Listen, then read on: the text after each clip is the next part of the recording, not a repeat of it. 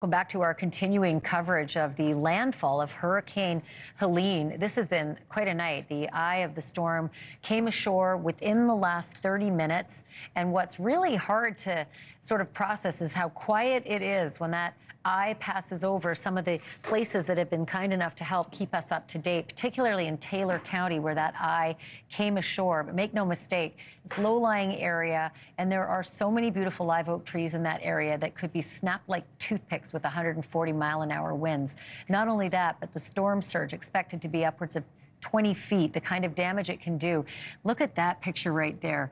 That's the kind of thing that we're going to start seeing a lot more of. Sailboats that have been either ripped from their moorings or ripped from their docks and being tossed right up onto land or right onto roadways, sometimes right up onto houses as well. You'll see those flashing blue lights, but about this. Even those emergency vehicles, they've got to get to some kind of respite. They can't be out in this either. We heard earlier from the emergency management systems in Taylor County, Andrew Morgan saying, there's nothing we can do. Our phones aren't even working at this point. We literally have to ride out the storm.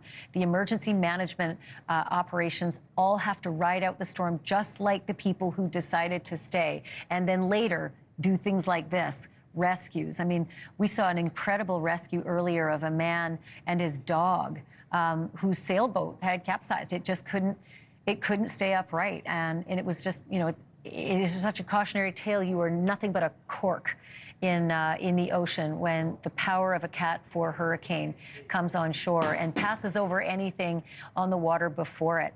We were told earlier that Tampa is seeing water levels higher than it's ever seen before. The storm surge already affecting the Tampa-St. Pete's area. 1 million people. It's official. We've hit 1 million people without power in Florida. And it ain't just Florida, folks. This storm is moving through Georgia, North Carolina, up to Tennessee as well. Already 58,000 people are without power in Georgia and North Carolina, and that number is sure to climb. Hurricane Helene is the 4th hurricane this year to make landfall along the Gulf Coast of the U.S. 4th. Imagine this. That has only happened 5 other times since the mid-1800s, so yay, there we are.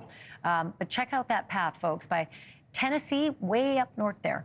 That's going to be a tropical storm all the way inland by tomorrow afternoon. That's the expectation, that tomorrow afternoon, all the way through Florida, Georgia, Alabama, up into Tennessee, that is going to be a tropical storm force winds. You can already see some of the devastating flooding. Pictures are starting to come in. But again, people are being warned, do not go out. This is not over yet. 140-mile-an-hour winds will snap trees like toothpicks and will disintegrate buildings. So please, you know, do your best.